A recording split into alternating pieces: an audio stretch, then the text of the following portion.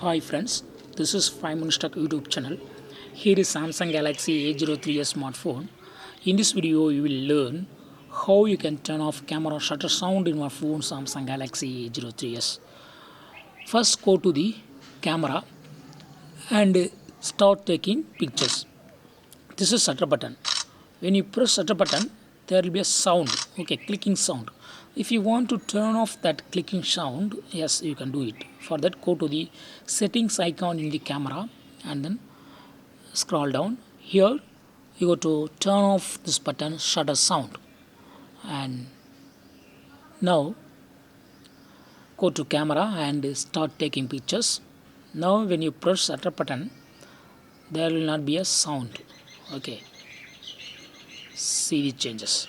So in this way you can easily take pictures without any capturing sound in your phone Samsung Galaxy A03s.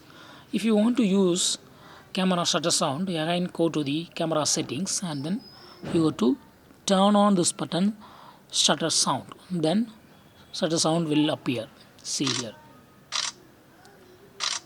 In this way, you can easily turn on or turn off camera shutter sound in your phone Samsung Galaxy A03s. That's all friends.